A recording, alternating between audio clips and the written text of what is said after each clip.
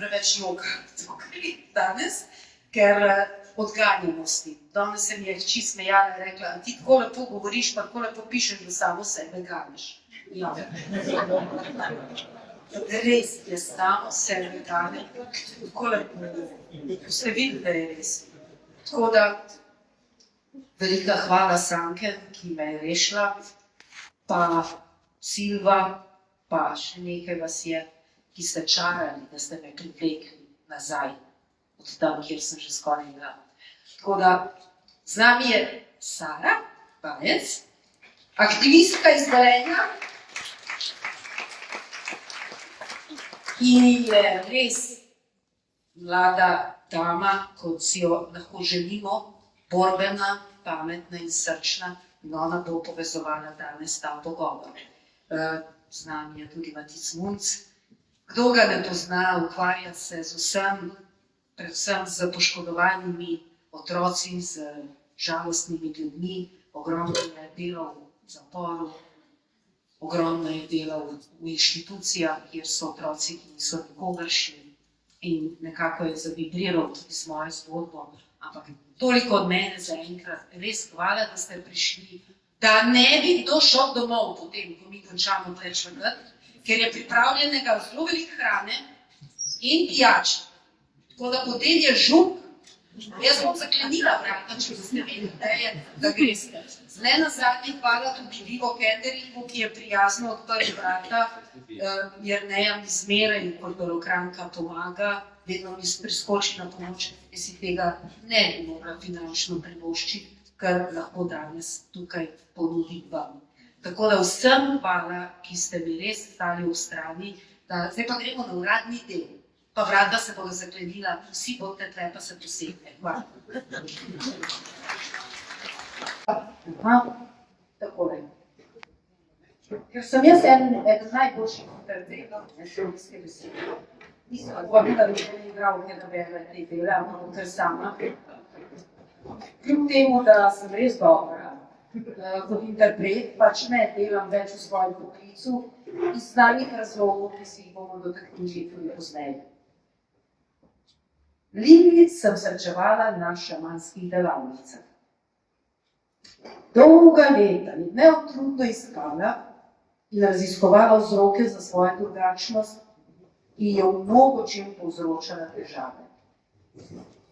V spremenjenih stanjih zavesti s pomočjo San Pedra, ayahuaske, safre je večino časa, ko so drugi doživljali vpogledov in videnja, ležala v temi. Tudi sanjala skoraj da ni nikoli. Ali se pa vsaj sanj ni spominjala. Zakaj mi ni dano vedeti, se je spraševala. In vsakič je prišel odgovor, vedela boš, ko bo čas. In kdaj bo čas? Ko boš pripravljena. In tu je njena zgodba. Odločitev. Lili je sedela na oblaku in navdušeno bingljala z nogami. Ariel jo je opazoval. Poznal je to njeno stanje zamaknjenosti. Zadnjič ga je videl pred stoletjem, ko se je hrabro spustila skozi kanal utelešenja. Ariel. Spet zemlja. Prikimala je, išlo je nekoliko na smeh. Ariel, a si prepričana? Znova je pokimala in se zarotniško nasmehnila.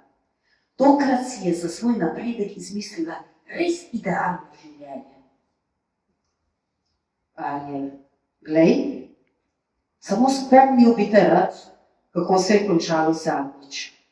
Nisem se smel vmešati, ko si me rotila, naj ti skrajšam muke. Prosim te, da znova premisliš, če to sploh zmoreš. Tvoja rehabilitacija je trajala predolgo, da bi se znova podala na tako težko pot. Lili, pripravljena sem. Ariel, no, če res ni več, zdaj mračni srednji vek in bojevnica moči ne slačijo več kožo in ran ne mažejo soljo. Tvojega telesa ne bodo več prevadili skoli in cvrli tvojega mesa, da ga bomo nemočni vohali tja do neba. Pa vendar se moraš zavedati, da boš, ko se utelesiš, dobila ne le telo, ampak tudi čustva. In ta lahko prav tako bolijo. Ali pa še bolj. Razmisli, če res potrebuješ takšno hudo lekcijo. Lili, pa zdaj to! Je navdušeno vzkliknila. Lili in še močneje zapingljala z nožicami. Kako ne razumeš? Po tistem fizičnem izzivu ste me res morali dolgo zdraviti, a zdaj sem znova pripravljena. V tem življenju hočem vse, kar človek lahko doživi. Hočem živeti 3, pa ne, hočem živeti 5 življenj v enem. Ampak obljubim ti, da se vrnem v boljšem stanju kot prejsnič, se je zasmejala. Ariel, v boljšem stanju. Se v slabšem ne gre. Glej, draga Lili, ne moram te ustavljati, a pustil ti bom delček zavedanja, da boš lažje šla skozi vse preizkušnje. Ne bom ti popolnoma izbrisal spomina na življenje tukaj. Ves čas se boš spominjala svojega doma, kamor se vedno lahko vrneš. A dobro veš, da stoji v pogodbi, da sama ne smeš prekiniti izobraževanja. To je pogoj. Pokimala je in mu pomahala v slovo. Bila je razporjena, ko se je spuščala skozi kanal. Čeprav je že poznala postopek, jo je vedno malo stisnilo. A poti nazaj ni bilo. Ko se je znašla v maminem trebuhu, je namesto mehkobe takoj začutila nekakšen krč, kar je prepoznala kot strah. Ta občutek jo je obdajal z vseh strani. Torej, zdaj že ima čustva. Mamo je torej strah. Kmalu bom zunaj in bom videla, kaj se dogaja.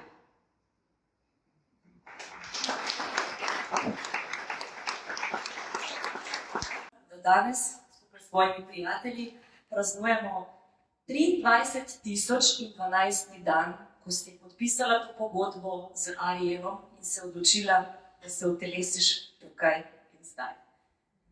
Namenoma sem šla to preračunavati in spremenila tvojih 63 oziroma 36 let v dneve, ne v dneve, kajti skozi tvojo zgodbo se mi je odkrilo, da je pravzaprav vsak tvoj dan, ki si ga preživela, ne glede na to, kako traumatičen, grozljiv je bil, zate darilo, da si danes tukaj z nami, kajti lahko bi bilo, da bi bil kakšen od teh 23.012 dni tudi tvoj poslednji dan. Zato si zmagovalka in hvala, da si borka.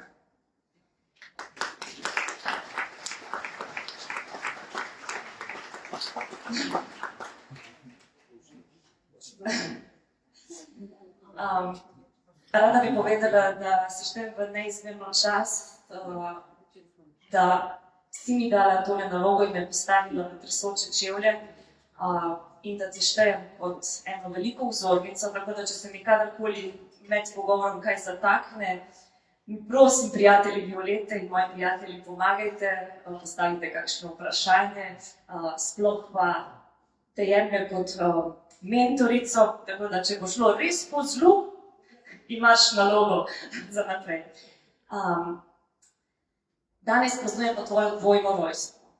Se pravi, preporod tebe na novo kot bojevnice luči, kot ženske, ki si pogumno odpuščila svojo staro kožo, kot ženske, močne ženske, boginje, maginje.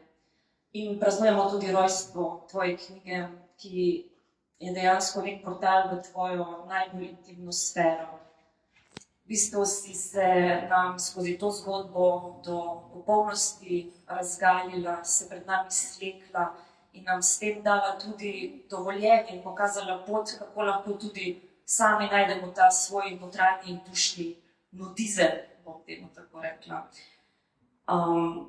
Predvsem pa je ta zgodba, tvoja knjiga, povabilo v to, da prepoznamo svojo bolečino, da se objamemo in da nekako zaživimo brez strahu, kljub svojim težkim trenutkom, ki smo šli seveda vsi skozi njih, nekateri malo globlje, nekateri malo manj globlje.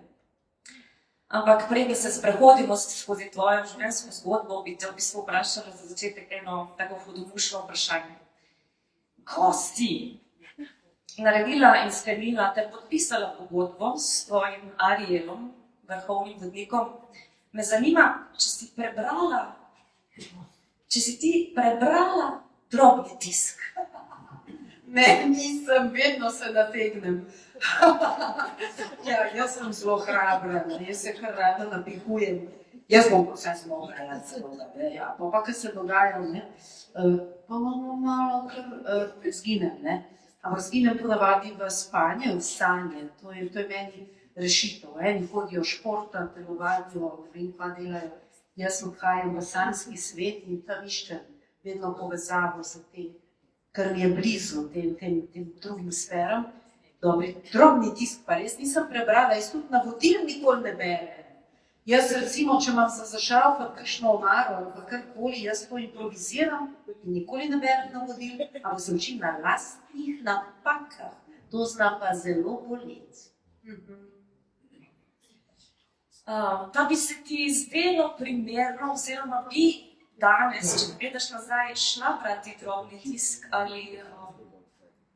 Ne, jaz sledim kasneje pa skiram. Tako pač zaupam življenju, zaupam vsemu, da je vsaka stvar za nekaj dobra, včasih rabim pa res veliko časa, da ugotovim, zakaj hudiča je bilo pa to dobro. Ker včasih so stvari res malo hude, da bi sploh lahko razumeli sporočilo tega. Ampak na koncu se vedno najde se sporočilo, čeprav traja pa lahko neskončno dolgo. Zdaj poznamo te kot virtuozinjo besede, v bistvu žensko, ki brez dlake na jeziku vedno stresaš vse iz rokava, a pa ni bilo vedno tako, ne? Nekoč se je zgodilo, da si celo ognjena. Pa me zanima, kaj se je zgodilo v tej usodni noči, ki je v bistvu zaznamovala tvoje življenje.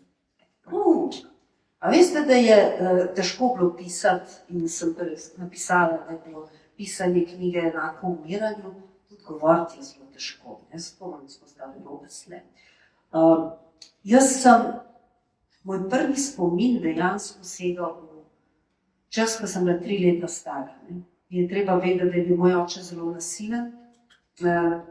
Pa tudi jaz ne obsojam mojega očeta na nobeni točki, ker mislim, da je bil z mamo, ko je bil star 3 leta v taborišču Jasenovec. Tam veste, kakšne stvari so se dogajale. In on je bil res razvalina. Njegovo življenje je trajalo samo 33 let. Ni zmogel več. V tem času je pa ranil vse, ki jih je lahko ranil okrog sebe, najbolj pa tiste, ki jih je imel najraje. To sem bila jaz. In pri mojih 3 letih je on pred mojimi očmi razrezal mojo mamo. Dobesedno skakala je čez mene, ko sem bila v postelji in sem tako neznosno kričala, sem onemela. Ker ko to kričiš kot otrok, ko ti zmanjka energije, potem sem nekaj časa jecljala. In spomnim se tega, kako sem se potem ozdravila jecljane na ta način, da sem se odločila vnaprej, kaj bom povedala. Nisem rekla, ampak sem rekla, da nisem rekla. Ja, nisem. In sem ponavljala počasi tisto, kar sem si najprej v glavi zvizualizirala. Tako da sem bila sama svoj zdravnik in pacient največ časa. Skozi celotno življenje, da si v bistvu sama sebe najbolj zdravila in se v bistvu umikala tudi v tišino, v samoto. Ti to najbolj pomagalo? Pa ja, v bistvu mene ljudje niso razumeli nikoli. Jaz sem pač si nadela svojo masko močne ženske in sem šopala okrog, da bi v bistvu eventualne napadalce odvrnila. Tudi eventualne osvajalce sem hotela odvrniti, zato se nisem nikoli smehljala in koketirala, ker nisem hotela biti dopadljiva, nisem hotela biti všečna, ker sem se bala njihovih napadov, ker sem jih doživljala kot agresijo. Tako da večinoma sem bila sama in potem ti rečejo ljudje, ko zvejo del tvoje zgodbe, zakaj pa nisi povedala, ne? Ja, komu da je povem, mislim. Može biti res star 63 let in imeti precej tršo kožo, preden se lahko sooči s svojo najglobjo temo.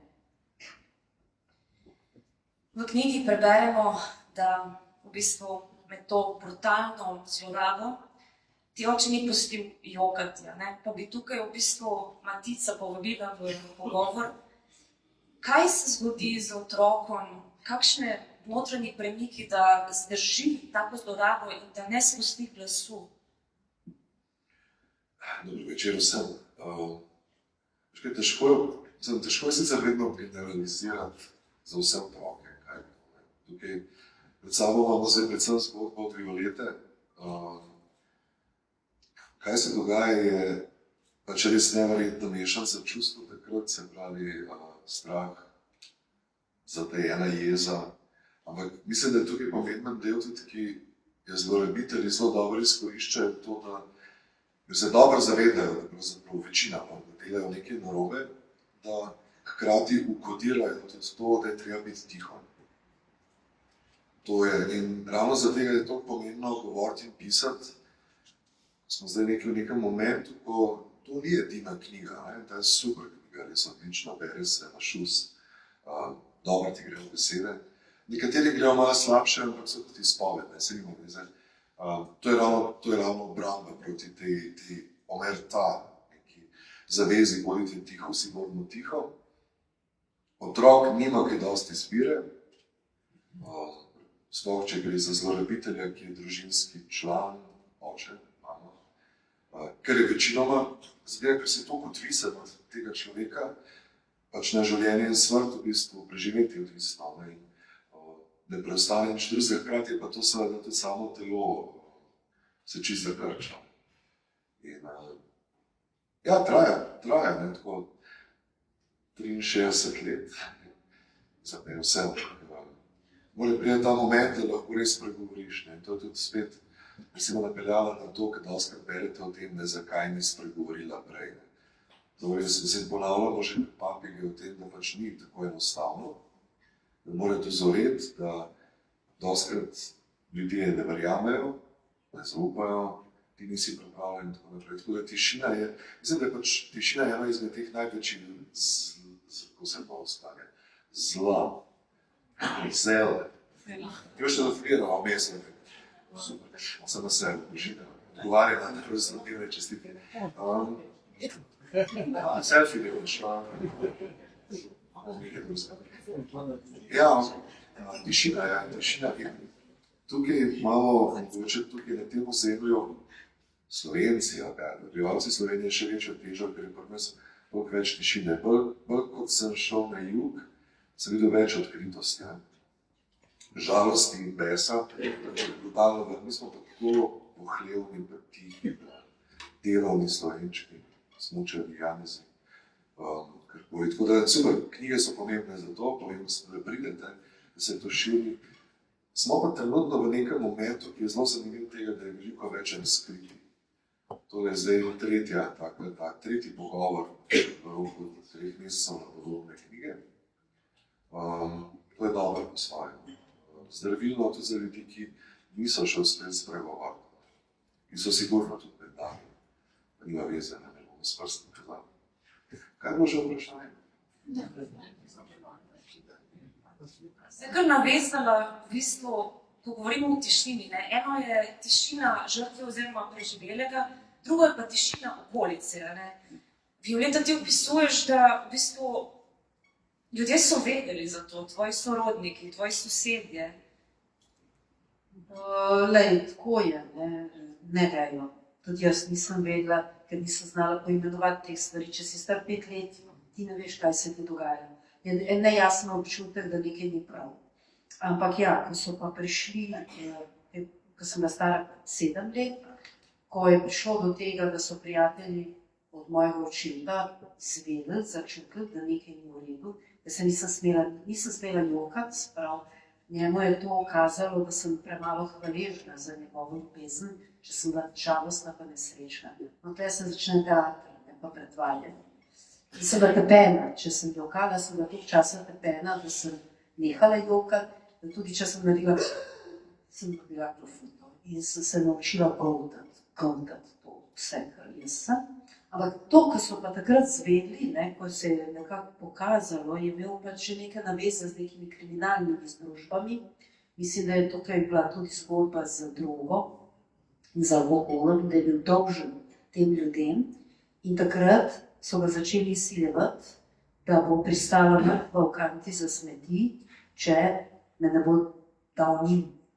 No in takrat se je oče odločil dokončno, da me bo dal mami, da me lahko odpelje daleč stran v neko malo metliko, kjer bo lahko varno odraščala. To so zelo čudne stvari. Ta moja zgodba je taka kriminalka, da še sama tako včasih težko verjamem. Ampak človek bi si mislil, da ko te je mama končno dobila v svoje varne roke, da ima to nekaka razodetje oziroma konec nekih travmatičnih izkušenj, pa vendarle ni bilo tako. Svojega očeta si kljub vsem tem zlorabam tudi v kasneje v življenju vedno povzdigovala v nekakega boga, svojega moža celo, kot nek največji vzor. Ti je pa mama predstavljala v bistvu, kaj ti je dejansko mati predstavljala? Vedno pogrešano osebo. Pri 3 letih me je prvič zapustila, potem pri 18 drugič, ko se je poročila. Ona je hotela biti srečna, ona je iskala svojo srečo in je mislila, da bo srečna, če bo dobila otroka nazaj. Ali pa da bo samo premagala bivšega moža. Ampak tem, ko ga je dobila, pa ni bila srečna, zato ker je dobila enega otroka, ki ni bil srečen otrok, ampak je bil poškodovan otrok. In ona ni vedela, kaj početi s takim otrokom, ni bila izobražena v tej smeri. Jaz recimo, vsak se težko spopade z otrokom, ki ima travme, sploh pa nekdo, ki je ena kelnerca, nobenega ne žalim, ampak brez izobrazbe, brez razgledanosti, bi rada samo živela. Jaz si ne zamerim, ker je hotela samo živeti mirno, srečno, ljubljeno, ampak te stvari so se ji odmikale ves čas. Dobila je problematičnega otroka, straumiranega otroka in nikoli nekega partnerja, s katerim bi lahko zaživela, kot si jaz vedno sanjala, da bi imela svoj vrt, pa hišo, pa tako, da bi bila gospodinja. Moja mama je slovenskega podeželja. Na knjigi boste videli od zadaj, je fotografija rojstne hiše moje mame, to je brunaca, ki je moj dedek Mihajl naredil. Moj dedek Mihajl je bil gostar, je naredil iz brun hišo na eni jasi, tam v Vukojevi in pri Novem mestu, vas se imenuje Jama. Mama se je pa potem poročila pa v barake v Sarajevo. Zdaj, edina razlika je bila, da je bilo to vele mesto, multikulturno mesto, oče je igral v operi, klasiko, pa jazz, tako privat, ki so pač igrali. Mama je bila pa henček, slak, harmonika in biti dobra žena in imeti svoj vrtiček. To ni šlo skupaj, mislim. To je bil trg dveh svetov. In oba sta bila sfrustrirana, ko je prva zaljubljenost minila, bila sta pa strašno lepa, On kot James Dean, upornik brez razloga, ona kot Marilyn Monroe, in ko se James Dean pa Marilyn Monroe poročita, se rodi Violeta Tomič. Ampak oba sta bila popolnoma nesposobna se soočati s temi izzivi. To, kar je mama mene dobila, ona je delala, ona je bila samo hranilka, ona je delala nočne v tovarni in puščala tega otroka, ki je prišel tam iz tistega Sarajeva, vele mesta, samega po noči. Mene je bilo neznosno strah. Mislim, prvič v življenju sama celo noč. In ona ni razumela tega, kaj je strah. Zdaj, meni se zdi izjemno pomembno, da se poglobimo v to zgodnje otroštvo. Zakaj? Ker se mi zdi ta knjiga, ta avtobiografija dejansko priročnik za razumevanje človeka. In se mi zdi, da v bistvu tudi jaz vabim se, da bi nekako stremeli k temu, da vsak od nas naredi nekaj takega, spiše nek tak svoj osebni priročnik, da razume sebe, da začne najprej razumeti sebe, šele na to pa potem tudi drugega, kajti skozi vse te travme, ki se nam odvijajo, reagiramo na življenje specifično. In tudi ti si nekako ustvarila svoj alter ego, ali kako bi to poimenovala, ta lik, ki ga opisuješ kot grobni. Grumni je pa en demon, ampak demon, ki ga ustvari otrok.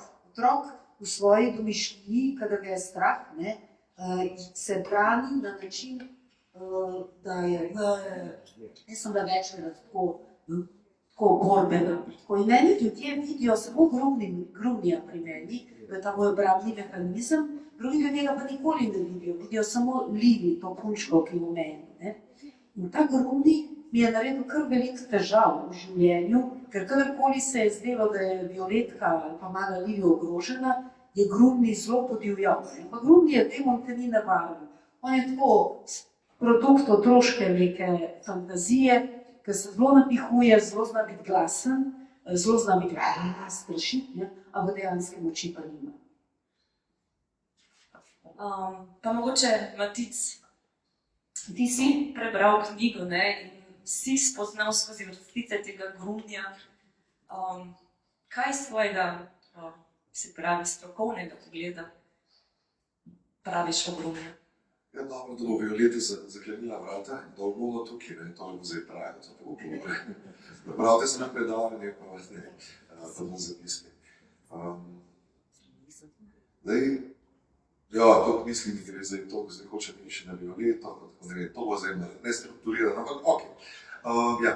Skratka, psihologija je ena taka veda, ki ni egzaktna, ker anatomija je egzaktna, ena knjiga kosti je to, kak je, 206 imamo pa 100 knjig o človeku, pa še vedno blage veze nimamo, kako delujemo, ampak ker raziskujemo, pa se delamo, da vemo.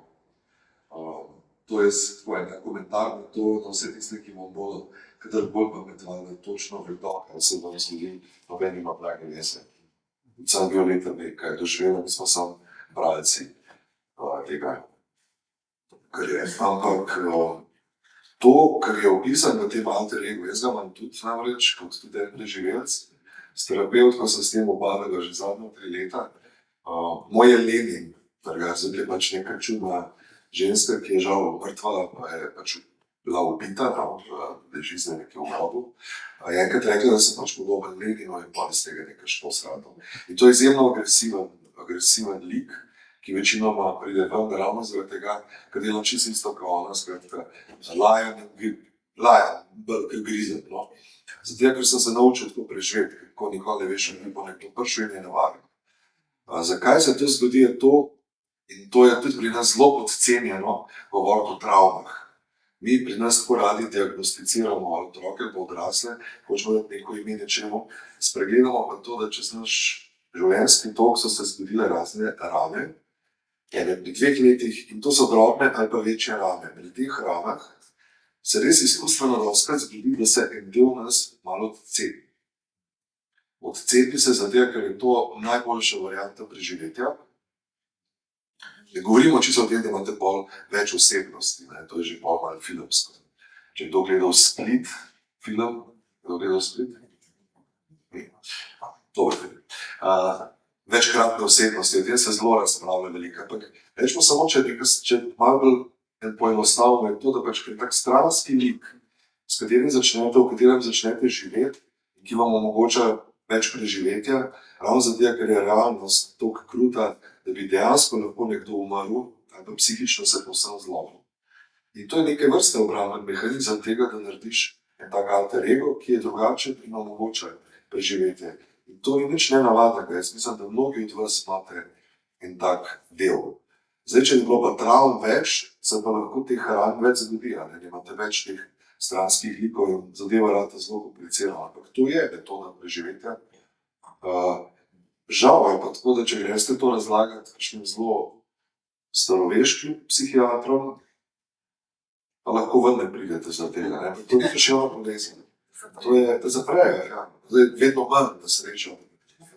Ampak na srečo se te stvari malo pretikajo, tako da lahko to komu razložite, ampak 20 let nazaj to ne bi bilo dobro, če bi ti razne rekel, ker so pa že ideje o svetu diagnozah. Ampak to, da se pač ta naša tako zvana enovita osebnost, ki ni, sploh ni taka, razsloji Na neke like je zelo običajno. To je odziv na travmo, kaj še drugega reči. Tako kot je tudi to, da pač, kar tudi verjetno mnogi poznate, ker radi bolj omenjamo sprožilce in triggerje, ko se ti nekaj zgodi od nekega zlorabitelja, kako je to močno. Kako je to močno, ko nekdo diši ali pa smrdi. Recimo, na zadnje čase kar težave z alkoholom in če ne vem, ker pač imam tega v družini veliko, pač pijancev, ki so pač uničili cele veje moje družine. In če zavoham izpostan vonj po alkoholu in čikih, je trigger, ne. Ampak včasih je pa nekaj vizualnega, nekega vidiš, ne, in se spominja na nekoga, ali pa čutiš, ali pa ljudi. Naš telo to nosi s sabo, tega se pa ne znebimo, ne, ta telesni spomin. In to je tudi zanimivo, da to radi sam govorimo, pa to malo čutimo, no. To je tudi tako pri nas zelo običajno, da kar pozabimo na telo, naš telo pa nas pa pelesca. Zato pa zmrznemo, zato pa počutno reagiramo, zato se ne tresemo. Radi bi pa sam govorili, da smo odrezani tukaj, ampak to je še cela. Tako da, toliko težav, ki jih imamo v svojem življenju, v veliki večini je zaradi travmatskih dogodkov. Manjših ali pa večjih, ne vem, s čem ste vi danes prišli, ampak sigurno vsak od nas nos en kruh sebe. In upam, da ga boste vsi lahko odložili. Kar se tiče pa pisanja, pa je zelo terapevtsko, če tako hočete. In jaz mislim, da je to ena izmed boljših stvari, ki jih lahko vsak počne, pa res je zastonj. Terapevti so pa dragi. Ampak tako vzameš pač računalnik, sploh list papirja. Jaz nekaj časa sem pisal na roke, ravno zaradi te grafomotorike, ki mi je začela pešati, sam tipkamo. Je čisto en drug odnos do pisala pa lista. Ok, pa bolj lahko nekaj napišeš na list, pa posebej na računalnik in tako pride vmes. Ali pa bolj se posodobiš, pa pišeš, ampak zapisati nekaj je zelo pomembno in pri tem, se ustavim, nekaj, kar je tudi nam zelo nenavadno in to mi je pri nas sedi z nami ena kolegica, ki je študirala to psihologijo v Angliji, moj letnik, namreč ona je pač prišla zdaj in rekla, da to imaš čisto drugačen študij in so imeli praktično 1 leto posvečeno predmetu, ki se mu reče v angleščini Family Secrets, se pravi družinski skrivnostnik. In se pravi, to je pa nekaj, pri čemer pri nas smo govorili, da se lahko začneš zapisovati zgodovino svoje družine. In greš odkrivati še žive sorodnike in jih spraševati, tipa, kako, ker smo se mi kot otroci seveda drugače zapomnili, in druga tudi drugače so nam povedali, ker so nam prikrivali stvari.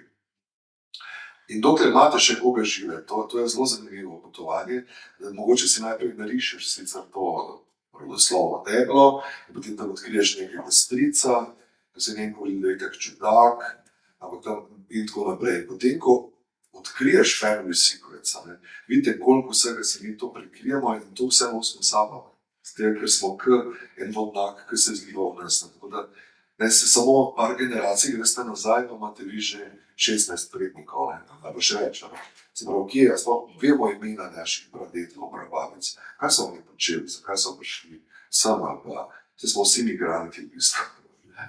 Vsi smo nekje prišli doma zdaj, svoj pedigre za par tažnih let, klijen Slovenc. Vsi so iz Češke, iz Bosne, iz Makedonije. Zdaj so se premikali, ampak vemo imena teh ljudi, kaj so počeli, kaj so doživljali, ne vemo, težko. Včasih celo sem srečal nekaj ljudi tudi, ki grejo zdaj po arhivih brskati. Ker tudi nekateri življenjski arhivi so zelo dobri, se tako polni enih zgodb, in grejo ljudje brskati svojo družino, da kjer je to vršil, to ti da neko pojasnilo, zakaj sem jaz tak, kar sem zdaj, ne sem oče pa mama, tako da. Eno obvestilo, zunaj policija popisuje avtomobile, ki so na pločnikih. Na pločnikih? Upam, da niste na pločnikih. Janković se izkazal. Povabili nam bodo dogodek, da ljudi morajo vsi stran s pločnikom. Joj, mislim, to je pa res. Taki časi so, no. No, ampak to, kar je Matic rekel, mene je zelo inspirirala knjiga Podedovane družinske travme. To si hotel, ne? Ko ljudje čutimo nekaj v sebi, pa nikoli nismo imeli te izkušnje.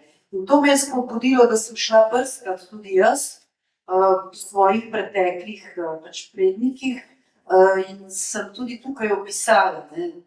V bistvu vsi moji predniki so imeli težko življenje, pač na podeželju, ten pradedek, skupni prednik z Oceanimi, pa z mojo sestrično Zvonko, naš dedek, pradedek je šel v Kolorado kopat zlato, ne, in je pustil 2 hčeri.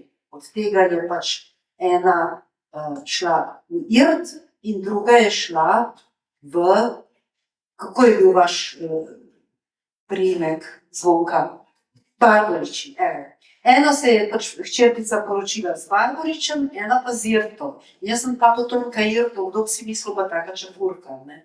Tako da, to so, in ta dedek je nič zlata našel, samo zapil se je na polno in je dobil pač raka in je tam umiral v Koloradu sam, nesrečen, pač pred svoji simpatiji in gospe, ki nam je pol pisala, kako je bil žalosten, ne. Tako da vsi ti naši predniki so zelo veliki jokali. Se spomnite, moj dedek zelo veliki jokal, moj praded je veliki jokal. In to so te travme, ne, ko jih izjokaš. V šamanizmu, recimo, kolikor sem se spoznala, pa ga zdravimo 3 generacije naprej in 3 generacije nazaj. Ne? In to je zelo pomembno. Pomembno je, da te travme ne prenašamo naprej. Da se z njo soočimo, da jih hrabro pogledamo v oči, ne glede na to, kako boli. Pa verjemite, da boli tako, da se ne da povedati. Ker naše telo, tako kot je Matic rekel, si zapomni. In to so bolečine, ki so fizične bolečine, ko greš čez proces vsega tega. Jaz sem nekoč na enem od teh procesov je prišla pač k meni, jaz rečem angel, in mi je rekla, hude stvari imaš, pri starših hude stvari imaš, pri starših. Ampak par tisoč ljudi je v tvoji genetiki nazaj, ne, ki jih sploh ne poznaš. In sigurno je med temi tisoči neka svetla oseba, za katero se pa lahko povežeš.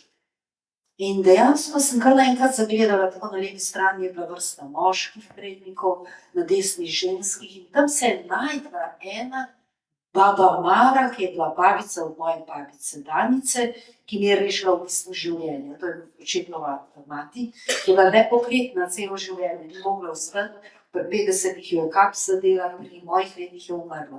No in to je bil tudi razlog, zakaj sem šla jaz pisati knjigo in delati predstavo obračun, ker sem dobila občutek, da bom umrla. Ker moja genetika me klicala k temu, da je konc, da je gumb treba ugasniti. In sem bila zelo veliko energije sem morala porabiti, da sem ostala tukaj.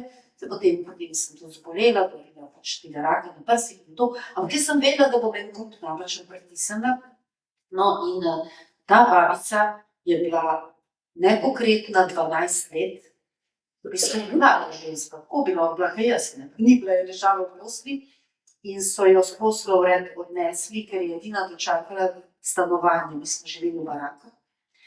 In ker moja mama ni hotela priti k njej, ker je rekla, da umira, da stanovanje čaka name, se je vseeno očetov bratranc, ki ga je pa babica nepokretna motila in jo je pač poslal v bolnico, v bolnici niso imeli zadnjo prostora in je gospa, ki je živela 12 let nepokretna na postelji, umrla na tleh v bolnici v Kasindolu v lastnih iztrebkih. To so te podedovane družinske travme. Zato je meni tako pomembno, da imam streho nad glavo. Hvala, Sara, da lahko te več. Niti želim se, zdaj leta smo hodila. Niti želim z vami, pač ne vem, zakaj ste prišli danes, ste prišli sam čestitati Violeti, vas ne zanima, se vas bomo še povprašali. Mogoče ste pa tudi na poti iskanja tega, zakaj ste tako, kot ste. In res je zdaj zelo preživeto to, da sam govorimo o tem. Smo tukaj zdaj, ker ne prideš do konca. In jaz pač sem večkrat šel čez proces postavitve družine, mogoče to pozna, so različne tehnike, ampak to je pač malo bolj pojasnjeno. Pač si v krogu, skupini in pač na odru, pravzaprav se odigrava tvoja družina. In terapeutka, ki me je čez to vodila, je Srbkinja, Suzana, ki dela malo v Beogradu, malo v Novem Sadu.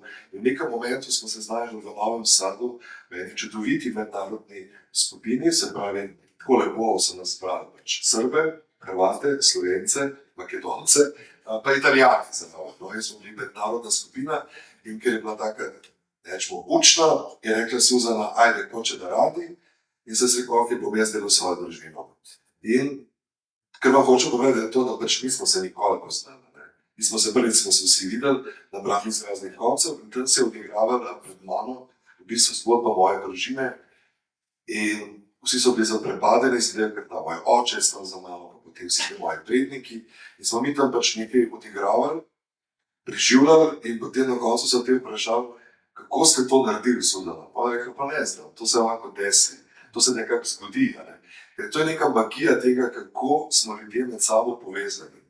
Zato vas fajn je biti eno na ena, razumem, pa govorimo, ampak so ljudje si lahko zelo pomagamo. In skupinske metode, pa to ni instant rešitev, so res lahko zelo prebojne.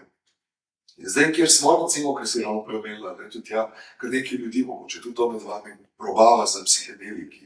Ker se je res prepovedano, se pravi, ne sme se delati psihoterapije s psihedeliki, ampak to so zdaj neke metode, ki pravijo, ok, nekaj mora imeti nekam naprej. To me malo daje z nekim upanjem, in vidim, da je vedno več ljudi odprtih za to, da brani nekaj prišli do konca in ful me veseli, da je toliko fantov, moških tukaj, ker običajno fajn, da ste super ambasadori, ker je res včasih prvo, da mi pa ne, mi pa pač gledamo nogomet in te stvari. Mi nimamo problemov, smo močni, ampak to, da vidim te ranljive moške, ki znamo tudi jokati, to je super. In da ste za svoje partnerke ali pa sestre zraven.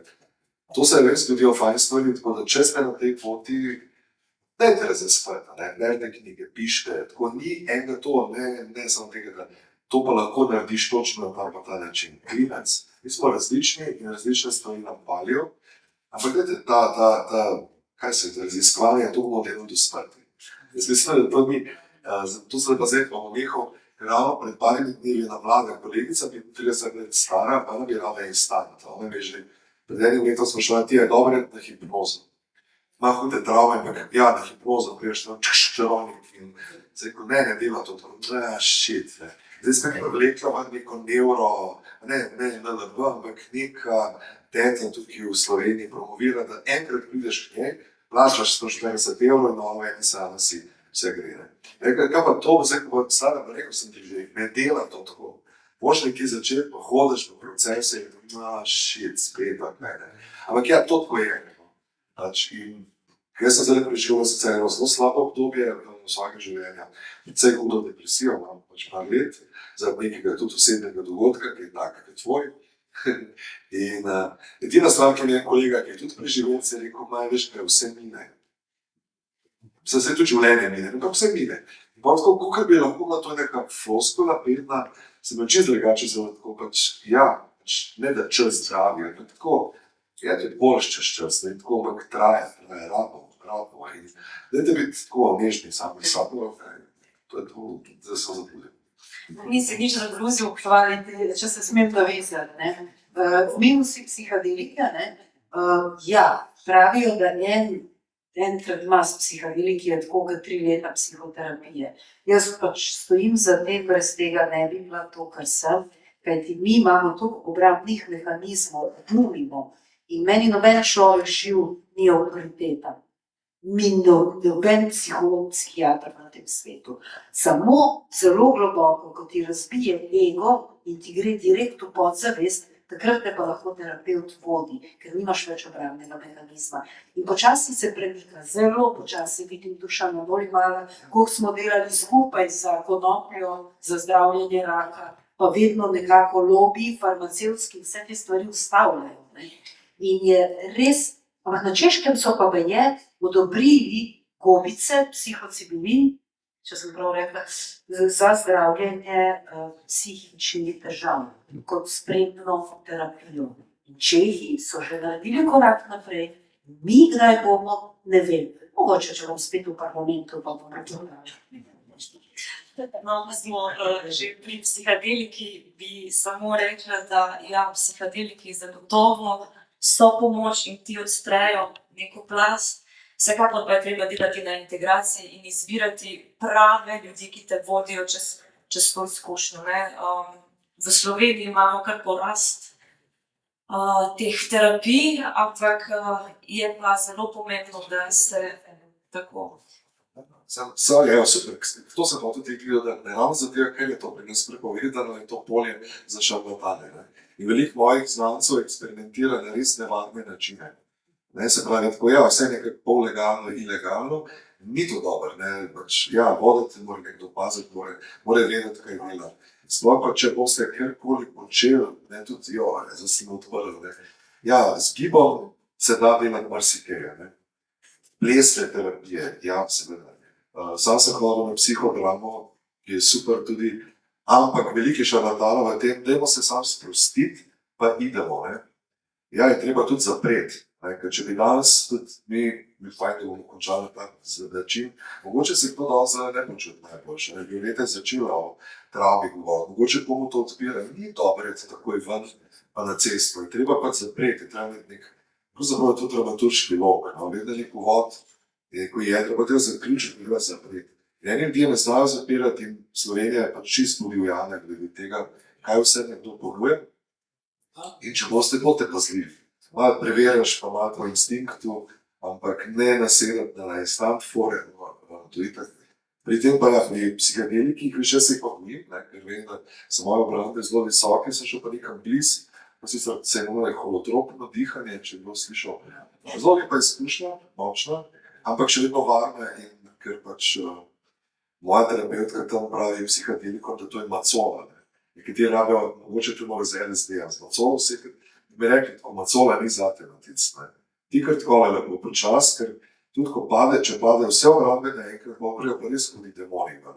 Ti demoni so pa lahko tudi res uničujoči in nevarni. Če veš, da v sebi skrivaš počast, ki je pač nastala sicer kot obramba, ampak če jo spustiš tako, je pač wow. To te lahko tudi sesuje v nič, razbija. No, ti v bistvu najprej nisi začela eksperimentirati s psihadeliki, temveč si svoje odrešenje iskala v gledališču. Praviš, da ko si igrala, si se počutila živo, igrala sem žive ljudi, saj se jaz nisem počutila živo. Pa me zanima, skozi katera čustva si najbolj zdravila samo sebe, pa tudi katera čustva si v bistvu najtežje igrala. Mislim, da ni bilo nič, da bi težko igrala. Zame je bilo igranje res življenje. Meni je bila to takšna strast. Jaz, ko sem odkrila igro pri mojih 9 letih, sem postala obsedena z njo. To me je rešilo. Veliko zlorabljenih otrok gre v drogo, alkohol. Jaz sem bila pa zasvojena z gledališčem. Ampak dejansko zasvojena. Ljudje božji, jaz sem igrala kot mašina. Noč in dan sem igrala v svojem gledališču, v vseh neodvisnih gledališčih. Non-stop sem igrala. Jaz sem do 2 popoldne bila na vajah v svojem matičnem gledališču, pa sem cel popoldne vadila za kakšno neodvisnih gledališč, recimo Koral drama, pa s Pliserjem, pa tako, ker delaš takrat, ker nisi v službi in vsak večer stala na odru v mestnem gledališču in tako naprej. In jaz pa nisem vmes živela, jaz sem prišla domov nekaj pojesti, ali pa spat sem prišla, To je bilo vse, ampak celo moje življenje je bilo pa skozi vloge. In te vloge so bile fajn, ker si varno lahko kričal, se smejal, pretepal, ubil človeka, vse to v gledališču lahko počneš. In to, če imaš pošlihtan, da je to terapija, je tako vrhunska terapija, krasna. Enim igralcem, ravno tako kot si rekel, zapiranje s psihadeliki je zelo pomembno, da ti svojo vlogo zapreš.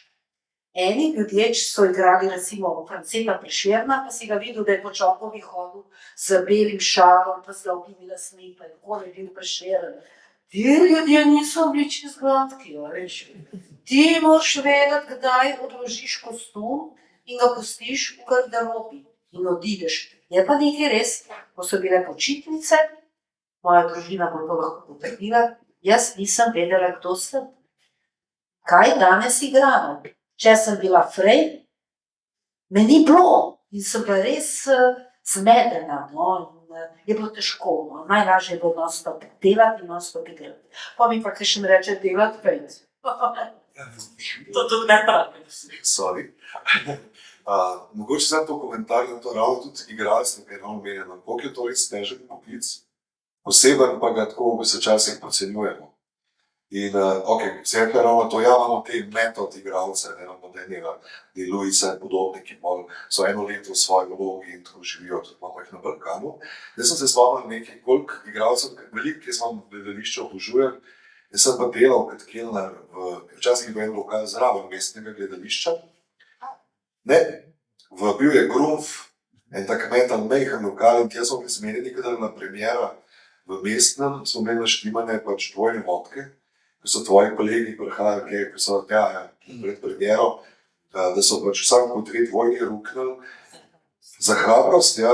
In to so pač igralci, nekateri že pokojni, ki jih pač častimo, vemo, da so veliki, ne, ampak sam ta ranljivost v tem, ker premiera je tisto živ šit, kaj pa če ne bodo ven šli, kaj pa če te bodo žvižgali, kaj pa če je živ klinac, kaj če bo kritika, kaj pa če zajebem, kaj pa če bo karkoli. Ampak jaz sem to videl v tej, in ravno tej dvojnosti, ne, ki se mi zdi, da spet čez tvojo knjigo, ker te gledam doskrat, ker se ne poznava toliko dobro, kot igralko, ne, kot to, ti daš si gor to eno ali pa drugo ono masko, ta veselo, ne, ali ta žalostno, ne, v grški tradiciji.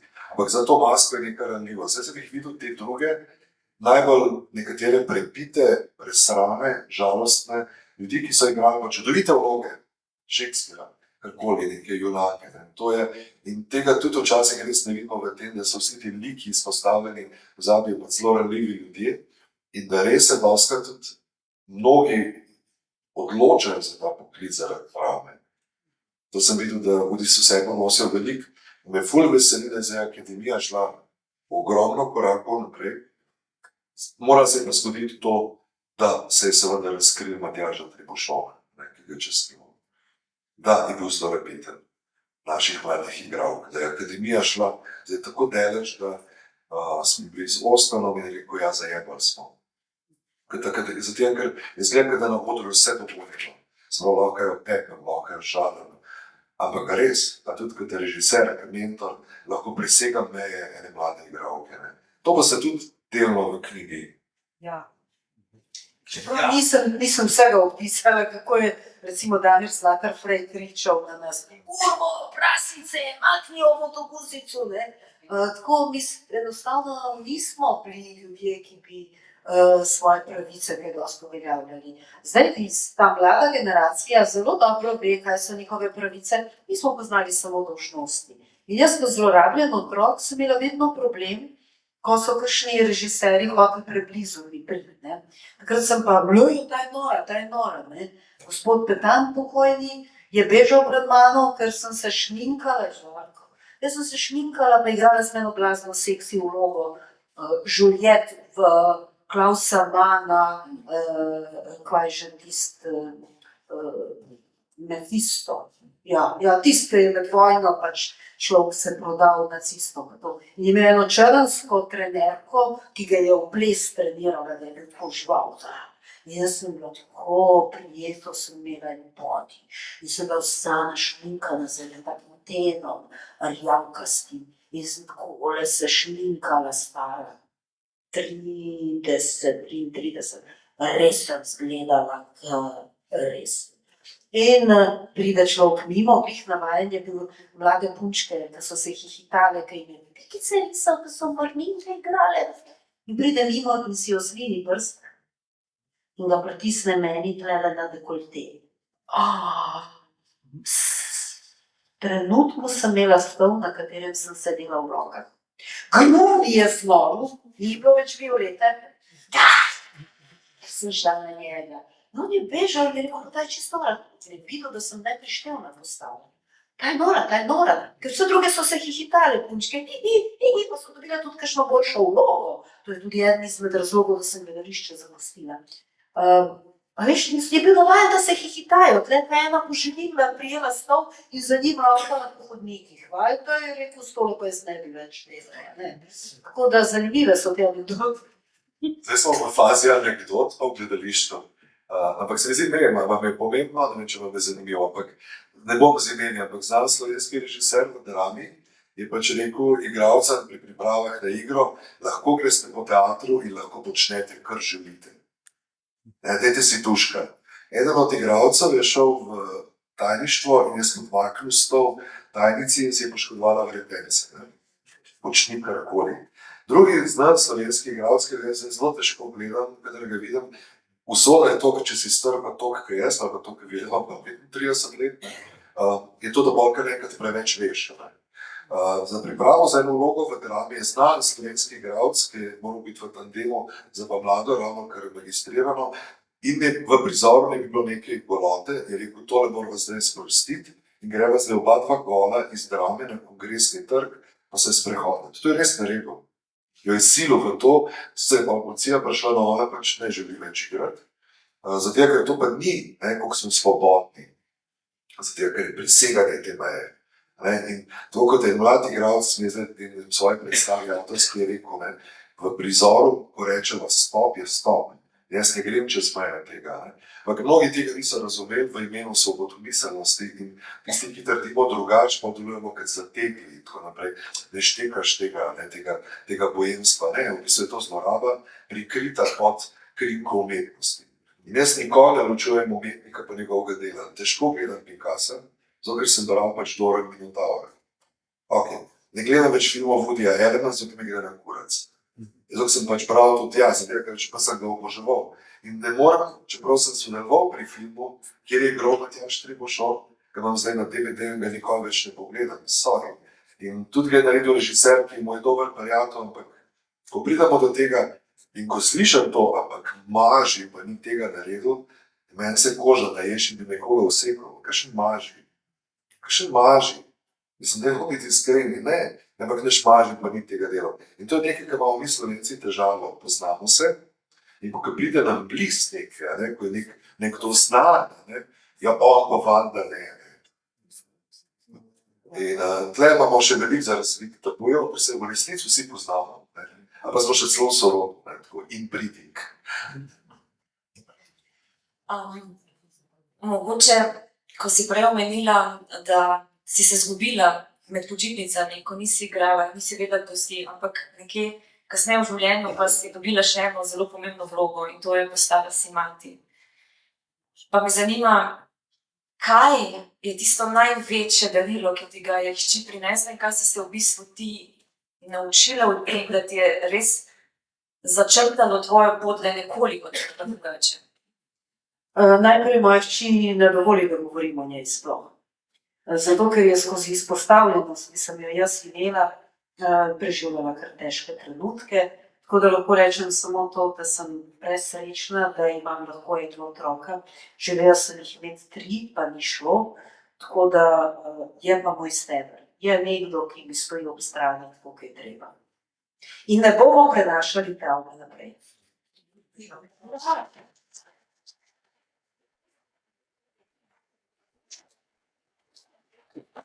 No, pa nekako se ne moramo izogniti, oziroma se niti nočemo, kajti to je zelo pomembno vprašanje, o katerem se moramo nujno pogovarjati, o politiki.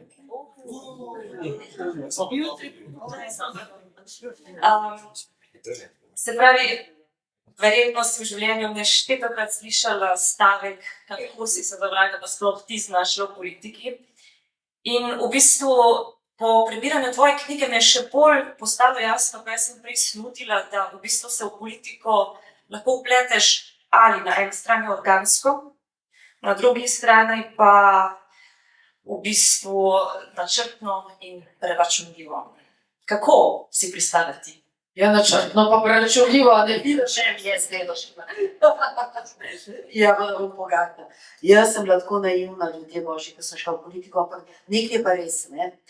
Moja duša ima poslanstvo. Jaz ne morem biti tiho. Tukaj, Sara, si tudi ti na tem.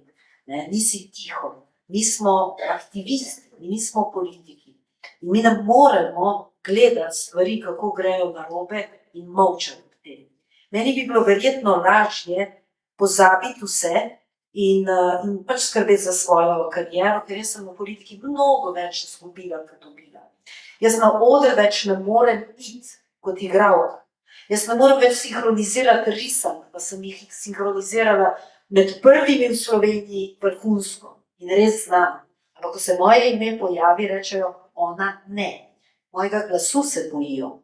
Zakaj? To je njihov problem. Ampak jaz sem izgubila poklic, ki ga obožujem, za katerega sem se šolala, s katerim sem preživela več kot 30 let za politiko. Eni pač, ki nikoli niso imeli nič, ne bomo o imenih, tistim je vrhunsko, da so se prišlepali, nekam do nekega korita. In jaz sem, ko mi je bilo nekje poslano to, da je zakaj sem šla v politiko, jaz sem rekla, pa kako je možno, da vsi lažejo? Se ben resnice ne govori. In enostavno sem rekla, a je možno, da ne vejo resnice in gre pa jaz povedati. No, tle je bila pa moja naivnost, jaz bi lahko in bilo je parkrat kakšno nespodobno povabilo. Moram reči, da sem imela že delegacijo neke države, ki so zaračunali njihove obveščevalne službe, da pridemo v parlament in mi je bilo ponujeno nekaj, ampak jaz nikoli nisem bila sama. Bil je z mano sekretar, isto tam nekje zadnje sedi, in sem samo rekla najlepša hvala za vaš obisk. Potem mi je bilo ponujeno, da postanem predsednica države, pod pogojem, da bom orožje kupovala od te države, konkretne, ki bi naredila zame vse, kampanjo, vse, finance, medije in vse. In sem tudi rekla najlepša hvala. Torej, moja krivda, da sedim zdaj tukaj in da pač sem tle, kjer sem.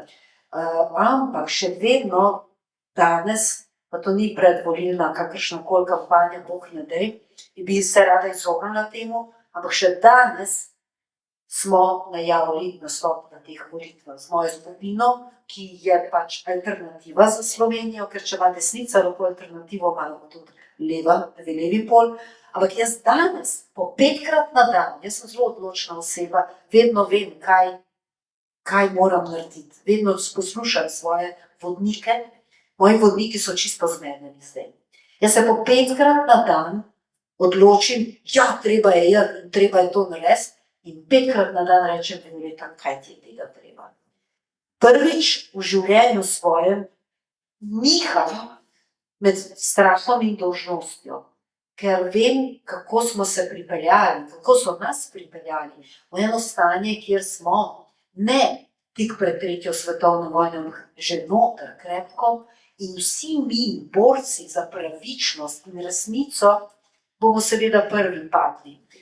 Jaz imam sicer herojski kompleks, meni to ni problem, meni so naredili vse, kar so mi lahko naredili. Diskreditirali so me, ob moj poklic so me spravili, umaknili od povsod, nimam več kaj izgubiti, lahko izgubim samo golo življenje, vendar če preberete knjigo, se ni bali za to golo življenje, zato ker je to samo en prehod. Ko bo postalo na tej zemlji pretežko, bom jaz rekla, Arijo, greva pet in bova tudi šla. Ni življenje tisto, kar bi bilo treba tako grozno čuvati, veste. Kaj je pa treba čuvati? Je pa treba čuvati sebe, svojo pot, svojo karmo, svojo resnico in svojo luč.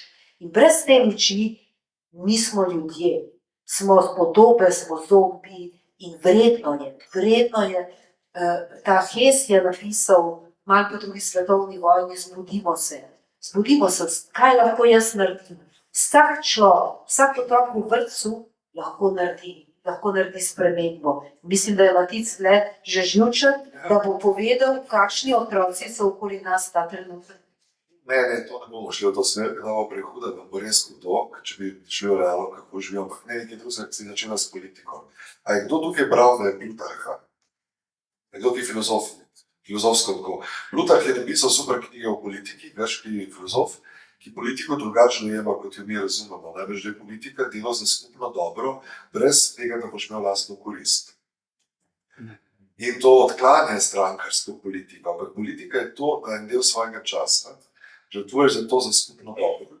Zato, ker imaš ali si malo bolj imovit, pa imaš lahko to delaš recimo v Grčiji, ali pa si tak norc, da to pač delaš. Ker pomeni iz tega izhajajoče politika čisto vse, kar počnemo. Praktično, če si aktiven, če si pasiven, pa ne delaš nič.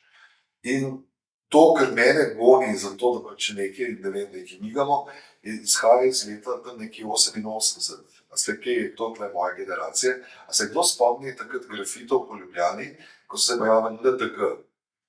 Se kdo spomni tega? Nova družbena gibanja, pa ne da se meni spomni. Noben se ne spomni. Mi smo grafitirali Ljubljano za NTG, tam je gospod Sender. In to je bilo takrat novo, ne, na prehodu. Namreč, kaj je to pomenilo? Bilo je to takrat ideja Slovenije, Mirovniški inštitut. Mi smo kot mulci hodili poslušati ljudi o tem, da bomo demilitarizirana cona, oaza miru. Potem smo hodili na ekološka srečanja, kjer smo govorili o tem, da bomo živeli bolj zeleno, tako naprej, leta 88. In začela so se gibanja v povezavi z LGBTIQ+, se pravi, geovsko gibanje okoli Štuca, in smo poslušali pesnike, pisatelje in tako naprej. Wow, to je bilo noro. Zelo NTG, s prijateljem smo hodila grafitirati, to je tista prihodnost, in pa smo se zajebali. Vse se je zajebali, in to vam lahko tudi argumentiram s tem, da to mi je povedal novinar na kavi, ki je razkril našo trgovino z orožjem, ki tudi za Violeto dobro pove kot enkrat, z drekom, bolijejo pač za celo življenje smrdiš in to radi počnejo ljudje. Ampak tisto, na čemer pa ta naša boga država sloni, je trgovina z orožjem, kjer smo pač za debele denarje prodajali orožje Hrvatom in Bosancem. Temelji na tem, da smo izbrisali en del naših ljudi tukaj, ki med nami živijo, izbrisani, trgovina z orožjem in ta neka privatizacija, razprodaja premoženja. To je temelj te naše države. In zato imamo tak klinc, ki ga imamo zdaj. In zato velja to preobrniti, in treba tudi mladim to razlagati, da ni samo pač grb, pa zastava, pa zdravljica, ampak žal smo na tej postavili to in tisti, ki so takrat bili akteri, včasih malo stran gledajo, pa tako, ja, so prišli pa ti nacionalisti, pa so nas zjebali in tako. Zato se splača biti političen, ne nujno strankarski, ampak biti aktiven, zato ker je res veliko stvari narobe, bi ne bi šel res v zgodbe otrok, ampak ok, pa zdaj delam samo z otroci praktično, radikalizirani so, na šolske klopi mi rišejo tukaste križe, pravijo, da so naciji, da je treba vse pobiti. Res je to, vsak dan to poslušam, čisto. Ženske ste manj vredne, moški smo več vredni, v kuhno bežite nazaj. Vsak dan, 13-letniki. Vsak dan. To, da imamo v Ljubljani poplavo heroina intravenoznega, kjer se pač želijo mladi ubiti, to, ki mi povejo, rad bi umrl, da ni za kaj tlešeti. Da se nam pač tam par 100 metrov stran mlade punce prostituirajo pod blagoslovom mestne oblasti v hotelih. Vse bila tiskovna. Tam naslednji dan so mediji to ugasnili, zdaj se tem ne govori. To ne paranoja. To je realnost. Ne vem, če imate svoje otroke, jaz jih nimam bioloških in jaz še ne 30 let lenigov, pogreb pa drgam. In me pravzaprav na nek način, ko vidim, da je nekdo ignorantski do tega, pa se je tako reče, da boli me. Jaz nimam svojega, jaz bom doživel svoje, od meni nimajo kaj vzeti. Razen lajfa, res. Če me nekdo čaka, pa me ubije, decid. Nimam delnic, nimam denarja, nimam nič. Nič, res nič. In je to čisto vse to, nekaj. Tiste, ki pa imajo, tiste držijo za jajca ali pa jajčnike. To pa je, seveda. Zato je pač to, kot je. Vsi se en drugega v krogu držijo za pač te testice, ko vsako nekom nekaj ve in to je to. Splača se to razbijati, ampak na zelo mikro ni treba nič vedeti. Tale dama tukaj je malo bolj glasna, nekateri ste malo bolj tihi, ampak v svojem malem krogu, če imate pa otroke, dajte se z njimi pogovarjati o resnih stvareh. O vojni v Ukrajini, o Palestini, Izraelu, o Trumpu, o nasilju, o vsem, pa tudi o lepih stvarih, ampak vsem ne imeti tabujev, ker drugače bo sranje. Ne bi prišel res v to, kar res delam, ker se note dobro počutim, sprehajam iz temne strani meseca in na koncu ste tako slabe vole, da ne bo dobro. Ja, da ne bo žura, tako da tle nehimo, ampak če vas zanima, ok, razišče. Ja, treba se obrniti na svetlo plat življenja in pogledati, kaj lahko kot posamezniki naredimo, zato da bo ta svet lepši in zato da bo ta svet šel v smer, v katero si želimo. Ne? Ena izmed zelo pomembnih stvari je, da ohranjamo nivo kulture pogovora, da se zavedamo, kaj dajemo v svet in da so naše besede lahko povod za dobra ali pa slaba dejanja.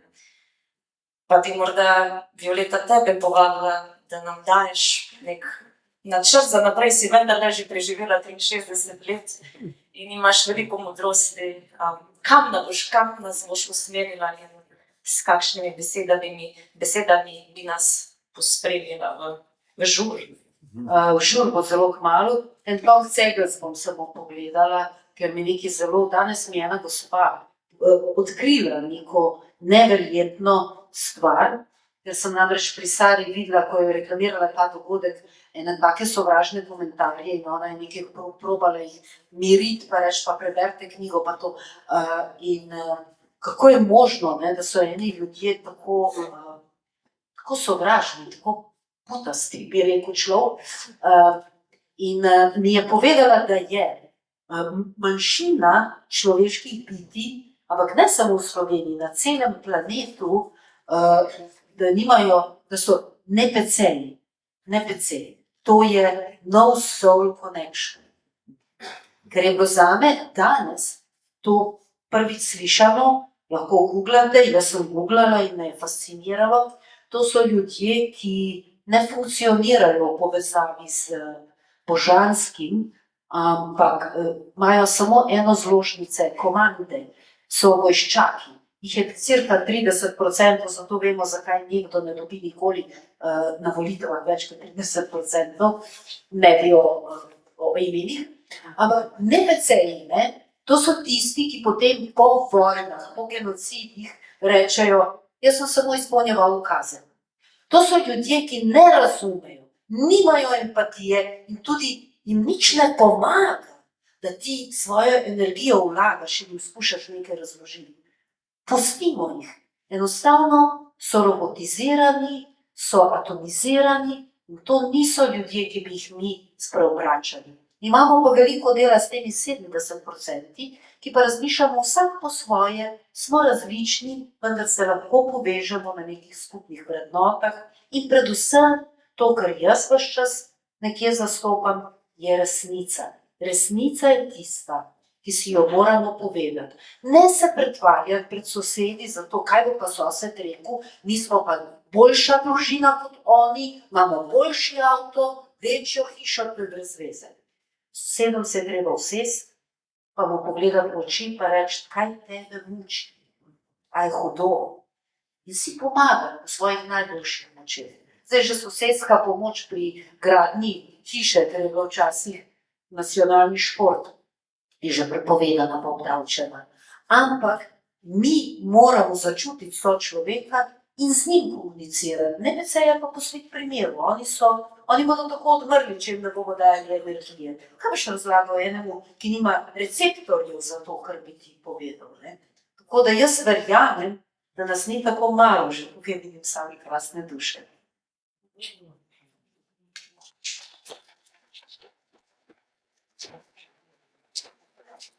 Čas za žuro, ne? Jaz mislim, da smo se dovolj pogovarjali, zdaj se bomo pogovarjali off the record, tako da Urška Štimusko prižgala, evo je. Čisto, še sekundico, preden prižgemo, če lahko. Drage Violeta, hvala, da si nas zbrala tukaj. Kot sem rekla uvodoma, 23 in 12. dan, ampak ker jaz tudi plavam tako kot ti nekje v metafizičnem in realnem, sem se malo povezovala, oziroma moji vodniki so se povezovali s tvojim Arielom in so rekli, Ariel, da ti sporoča, da si to pogodbo, ta prvi del izpeljala izjemno in da so ponosni na tebe, ti pa tukaj pošiljajo nekaj.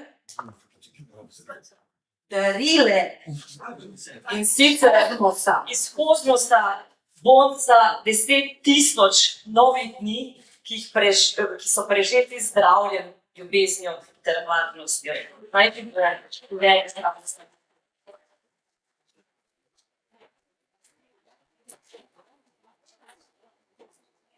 Knjigo, Saška, prosim, postavi se na pozicijo.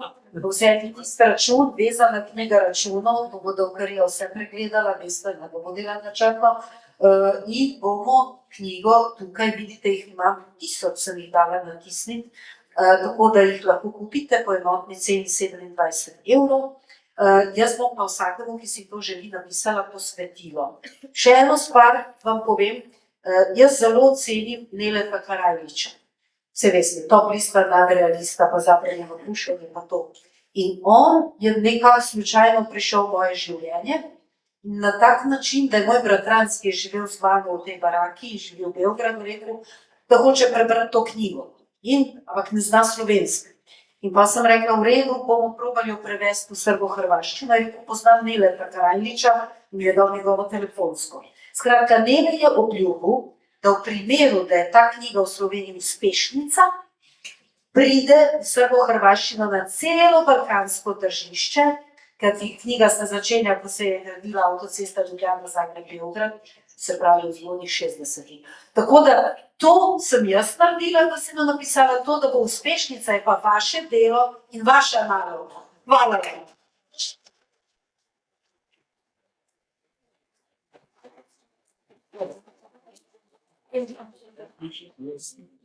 Hvala lepa, zdaj pa hrana vas čaka, pijača vas čaka in ne smete vrniti.